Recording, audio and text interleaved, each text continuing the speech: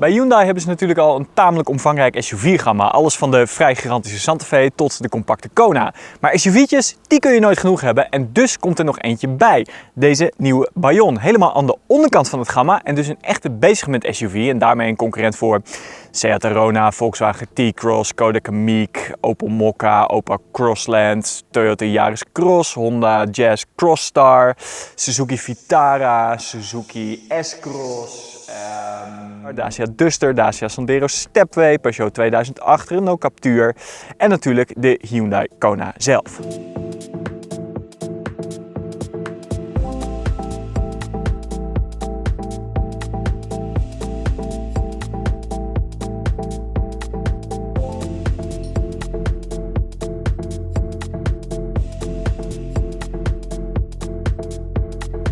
Ja, een hele lijst met concurrenten dus, maar het meest opmerkelijke vind ik eigenlijk hoe dicht deze Bayon zit bij de Kona. Als je kijkt naar lengte, breedte, hoogte, spoorbreedte, wielbasis, het scheelt allemaal hooguit 5 centimeter, met als gevolg dat ze dus ook qua binnenruimte ongeveer even groot zijn. Hij is ietsje krapper dan de Kona, maar ja, met 1,80 meter, ik zit er op zich nog steeds prima achter mezelf.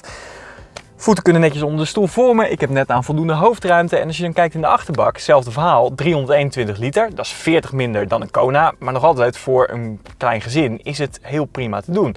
Kijk je voorin, dan zie je wel het verschil. Deze Bayon heeft namelijk het dashboard van de nieuwe i20. En daarmee oogt hij net even wat moderner dan de Kona, die dan toch een beetje aanvoelt als de vorige generatie. En op zich is deze Bayon ook best wel heel modern. Je moet even doorsparen voor de duurdere versies. Maar dan heb je alles van lane keeping assist, tot camera's overal die het in de gaten houden, dode hoeksensor. Dus het is echt wel een auto die goed bij de tijd is. En dan is er nog de aandrijflijn. Dat is best een beetje bijzonder, want deze auto heeft 3 pedalen, maar niet eentje zit vast aan de koppeling.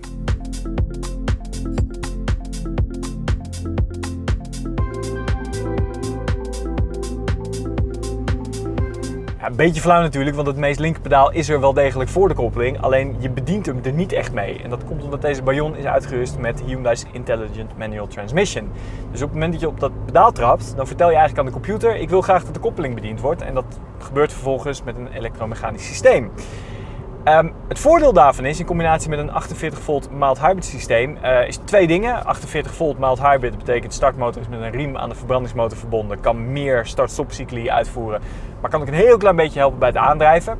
Het is niet heel veel, handjevol pk's misschien. Maar ja, alles wat de verbrandingsmotor niet op hoeft te wekken aan pk's, daar verbruikt hij ook geen brandstof voor.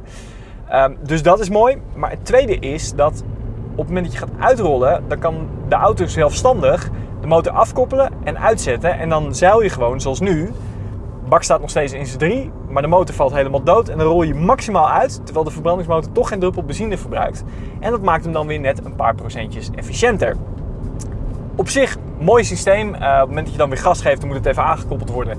Dus er is een kleine vertraging bij hernemingen, maar niet heel hinderlijk.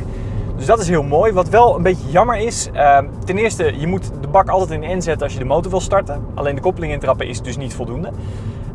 Dat kan, als je zoals ik heb geleerd dat je een auto altijd in zijn versnelling weg moet zetten, best vervelend zijn. Want je bent gewoon gewend koppeling intrappen, op de startknop drukken. Maar wat ook irritant is, omdat de koppeling of het pedaal niet fysiek verbonden is met de koppeling, voel je niet waar het aangrijppunt zit. Dat is 1. En dat maakt het heel erg lastig, omdat het systeem ook nog een klein beetje achterloopt. Want je vertelt de computer, ga iets bedienen. En daarom loopt het altijd net even iets achter bij wat jij denkt dat het zal zijn. En zeker in het begin rij je dus weer regelmatig met veel te veel toeren weg. Nou, dat gevoelloze, ik rijd er nu een weekje mee, dat went. Maar dat de koppeling altijd net even iets achterloopt bij jouw gedachtegang, dat went niet echt. Nou goed, alles voor de efficiëntie zullen we maar zeggen. En de bak zelf die schakelt op zich keurig. Motor waar die aan vast zit is ook een prettig ding. De bekende 1.0 TGI 3-cilinder. 100 pk, 171 Nm koppel. Dat levert hij bij 1500 toeren per minuut. En dat is voldoende. Als je er met 3 personen en bagage in zit, dan spettert het zeker niet meer van het asfalt. Maar ik kan niet zeggen dat hij echt tekort komt. Het is gewoon voldoende. Het geldt ook voor het onderstel. Ten opzichte van de Kona, dat is best een dynamisch ding. Deze helemaal niet. Het is echt sompig, comfortabel. Je kunt drempels gewoon nemen zonder dat je af hoeft te remmen. Want het verdwijnt allemaal in dat onderstel. Lekker rollen, lekker deinen. Maar goed, er zitten kwaliteitsbanden onder. Dus uiteindelijk gaat die wel de hoek om. Je gaat het alleen niet proberen. Dat hij daar gewoon veel te sompig voor is. Maar als geheel lekker comfortabel onderstel. En met een voldoende veiligheidsmarge. En dat vertelt wel een beetje het verhaal met deze auto. Het is allemaal voldoende snel, voldoende ruim, voldoende modern, voldoende mooi van binnen. Hoewel sommige plastics, een beetje budget is het allemaal wel. Maar echt door de mand vallen doet hij niet. Alleen als geheel, als je me nou vraagt wat voegt deze auto toe aan het B-SUV segment? Geen idee. Niet iets wat er niet al was. Ook niet binnen het Hyundai-concern. Of nou ja, eigenlijk wel, want dat hebben ze dan wel weer heel slim gedaan. Deze kun je krijgen met 100 pk een handbak of 120 pk een automaat. En de Kona, die is er alleen met 120 pk en handbak. Slim gedaan.